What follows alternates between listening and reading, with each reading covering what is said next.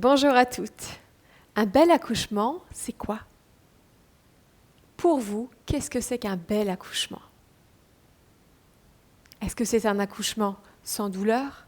Est-ce que c'est un accouchement le plus facile possible? Est-ce que c'est un accouchement hyper rapide? Est-ce que c'est un AVAC si vous avez déjà eu une césarienne? Est-ce que c'est un accouchement totalement naturel, sans péridurale? Est-ce que c'est un accouchement où tout se passera pour le mieux, point, et vous n'y avez pas vraiment réfléchi? Est-ce que c'est un accouchement où tout simplement vous allez pouvoir rencontrer votre bébé dans la joie? Je vous invite à vous poser cette question parce que la définition d'un bel accouchement est très personnelle. Elle dépend de l'histoire de chacune. Est-ce qu'on a déjà eu des accouchements? Est-ce qu'on a des récits d'accouchement dans notre famille, notamment notre mère, qui sont plus ou moins traumatisants? Est-ce qu'on veut s'inscrire dans une toute autre dynamique par rapport à nos mères, nos sœurs parfois, nos cousines, nos amis, nos proches, etc. Vérifiez quelle est votre définition d'un bel accouchement, parce qu'il se peut que cette définition vienne interférer avec ce que vous allez vivre le jour de l'accouchement.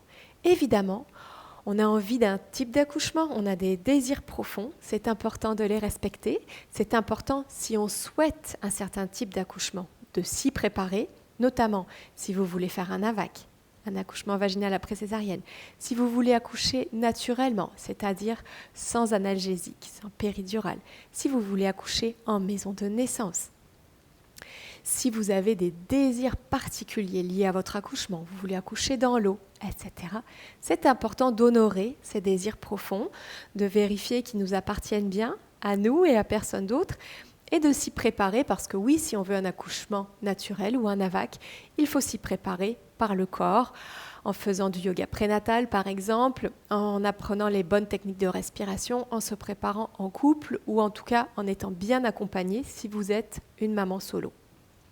Pourquoi je vous invite à avoir cette réflexion? Parce que c'est important de bien faire le tri avec nos désirs d'accouchement. Est-ce qu'ils nous appartiennent? À qui ils appartiennent? Est-ce qu'ils appartiennent parfois à la société?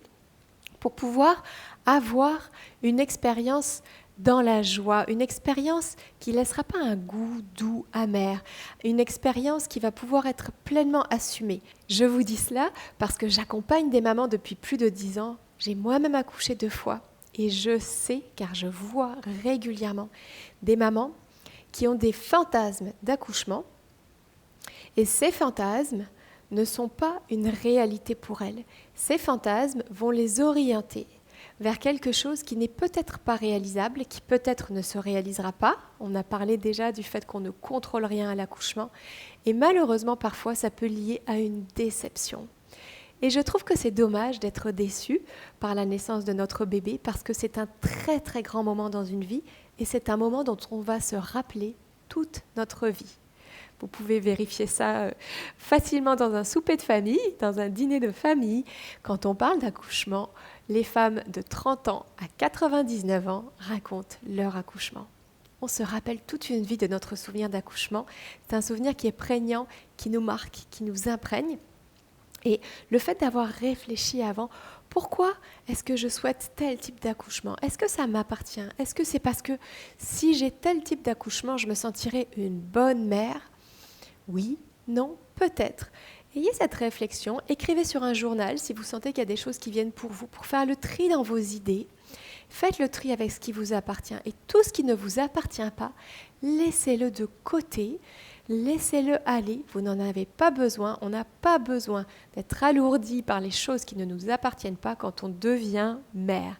On a besoin d'être seul avec notre bébé, notre partenaire, dans le cœur, dans une énergie, dans une vibration de présence, de conscience, d'amour, sans avoir d'interférences extérieures qui appartiennent soit au passé, soit au transgénérationnel, soit à la société en général.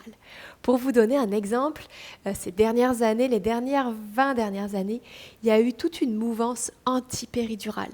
Les femmes, beaucoup de femmes ont été prises dans un courant avec des discours très véhéments contre la péridurale. On disait même que la péridurale anesthésiait le bébé, qui lui couper toute son énergie vitale juste avant qu'il naisse en l'anesthésiant. On entendait toutes sortes de choses. J'entends encore régulièrement dans mes cours que l'anesthésie péridurale stoppe le travail de façon assez péremptoire. Il faut nuancer tout ça. D'abord, la péridurale n'anesthésie pas le bébé, ça c'est faux. Elle anesthésie uniquement la maman. Et ensuite, l'anesthésie péridurale ne coupe pas systématiquement le travail. Dans un certain nombre de cas, l'anesthésie va couper le travail. Dans un autre, elle va le faciliter. Et il y a des raisons généralement pour cela. On peut aménager les postures, on peut vivre l'accouchement en bougeant, en respirant, aménager les postures sous péridurale pour éviter de bloquer le travail. Donc il y a aussi des stratégies de compensation pour éviter ce désagrément-là. Et surtout, il faut bien nuancer le discours. Donc ne pas se faire prendre par des courants qui sont parfois véhiculés dans les réseaux sociaux. Faites attention parce que peut-être que ça ne vous conviendra pas. Et en général, ce n'est pas une bonne idée d'aller dans un courant extrême. Il faut toujours essayer de trouver la voie du milieu, comme disent les bouddhistes, et de trouver des nuances de l'équilibre dans la vie et dans l'accouchement. C'est la même chose. Il n'y a rien de blanc et de noir. Il y a toutes les nuances de gris autour, toutes les couleurs de l'arc-en-ciel, toutes les nuances de l'arc-en-ciel qui existent. C'est très important d'en être conscient pour pouvoir éviter d'être déçu. Si vous avez envie d'aller plus profondément dans ce sujet, si ça vous interpelle, vous pouvez me contacter en privé pour en discuter avec moi, pour qu'on travaille ensemble.